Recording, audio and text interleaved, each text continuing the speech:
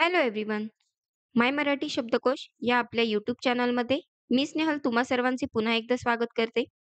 मित्रांनो, आज आपल्या सिरीजचा 81वा दिवस आहे. या सिरीजमध्ये रोज आपण नवीन शब्द आणि त्याचे समानार्थी विरुद्धार्थी शब्द हे उदाहरणासह बघत आहोत. आजही आपण असेच नवीन शब्द बघणार आहोत. ते कोणते एकदा रिवाईज करूया आणि व्हिडिओला सुरुवात करूया. थेराप्युटिक म्हणजे उपचारात्मक, थिसिस म्हणजे प्रबंध किंवा शोध निबंध, थिक म्हणजे जाड किंवा दाट, थिन म्हणजे पातळ किंवा बारीक, थिंक म्हणजे विचार करणे किंवा मनन करणे, थ्रो म्हणजे संपूर्ण किंवा बारकाईने आणि थ्रोली म्हणजे संपूर्णपणे. चला तर मग या सर्व शब्दांचे समानार्थी आणि विरुद्धार्थी शब्द हे उदाहरणासह बघूया. तर आजचा आपला पहिला शब्द आहे थेरापेउटिक म्हणजे उपचारात्मक किंवा आरोग्यवर्धक. याचे समानार्थी शब्द बघूया. हीलिंग म्हणजे उपचार करणारे किंवा बरे करणारे. शरीर किंवा मनाच्या जखमा भरून काढणारे. दुसरा शब्द क्युरेटिव्ह म्हणजे बरे करणारे किंवा रोगनिवारक, आजार दूर करणारे. याचे विरुद्धार्थी शब्द बघूया. हार्मफुल म्हणजे हानिकारक किंवा अपायकारक, आरोग्याला त्रास देणारे. दुसरा शब्द इंजरियस म्हणजे इजा करणारे किंवा अपायकारक, जखम किंवा नुकसान करणारे. याचे उदाहरण meditation can be very therapeutic for stress. तणावासाठी ध्यानधारणा अत्यंत उपचारात्मक ठरते. नेक्स्ट वर्ड थिसिस म्हणजे प्रबंध किंवा शोध निबंध. याचे समानार्थी शब्द बघूया. डिझर्टेशन म्हणजे शोध प्रबंध किंवा निबंध. शैक्षणिक पदवी मिळवण्यासाठी सादर केलेला विस्तृत लेखन प्रबंध. दुसरा शब्द पेपर म्हणजे शोधपत्र किंवा लेख, संशोधनावर किंवा अभ्यासावर आधारित लेख. याचे विरुद्धार्थी शब्द फॅक्ट म्हणजे तथ्य किंवा वास्तव, जे प्रत्यक्ष अनुभवावर आधारित असते आणि सिद्ध झालेले असते.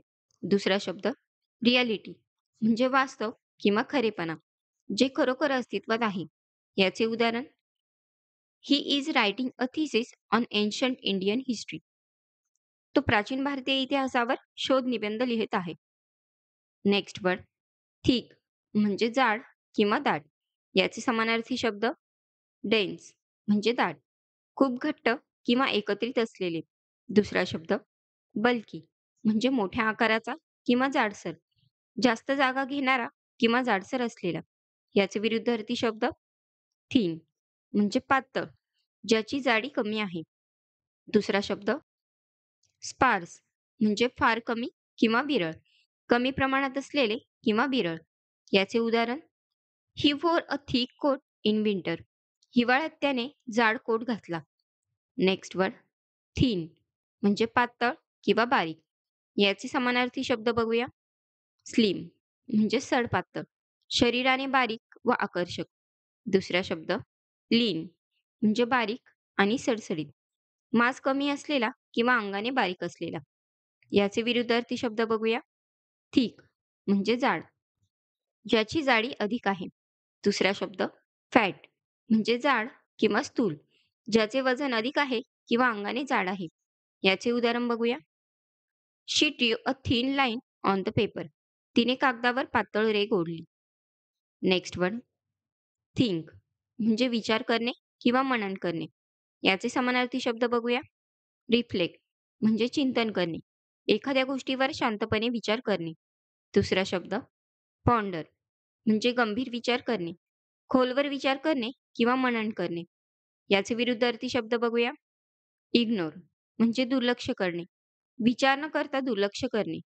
दुसरा शब्द ओव्हरलुक म्हणजे विसरून जाणे किंवा न पाहणे, एखादी गोष्ट न बघणे किंवा लक्षात न घेणे. याचे उदाहरण बघूया. I need to think before making a decision. निर्णय घेण्यापूर्वी मला विचार करावा लागेल. नेक्स्ट वर्ड थरो म्हणजे संपूर्ण, बारकाईने किंवा सखोल. याचे समानार्थी शब्द बघूया. कंप्लीट म्हणजे पूर्ण किंवा संपूर्ण, सर्व भाग असलेला किंवा काहीही बाकी न ठेवलेला. दुसरा शब्द डिटेल म्हणजे सविस्तर किंवा बारकाईने सांगितलेले, अगदी लहान सहान तपशिलासह स्पष्ट केलेले. याचे विरुद्धार्थी शब्द बघूया. इनकम्प्लीट म्हणजे अपूर्ण, पूर्ण न झालेला किंवा काही भाग गहाळ असलेला. दुसरा शब्द सुपरफिशियल म्हणजे अथांग किंवा फक्त वरवरचा. वरवरचा आणि खोल विचार न केलेला. याचे उदाहरण बघूया. She did a thorough cleaning of the house. तिने घराची सखोल साफसफाई केली. नेक्स्ट वन थ्रोली म्हणजे संपूर्णपणे, बारकाईने किंवा सखोलपणे. याचे समानार्थी शब्द बघूया. कंप्लीटली म्हणजे पूर्णपणे, काहीही बाकी न ठेवता सर्व प्रकारे.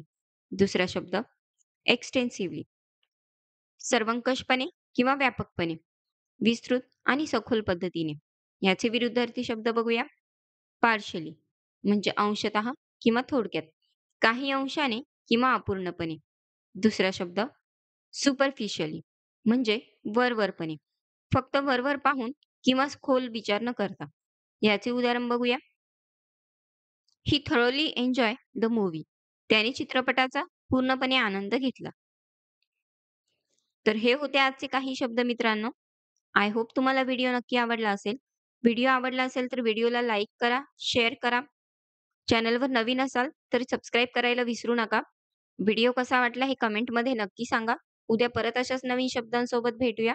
Thank for watching. बाय.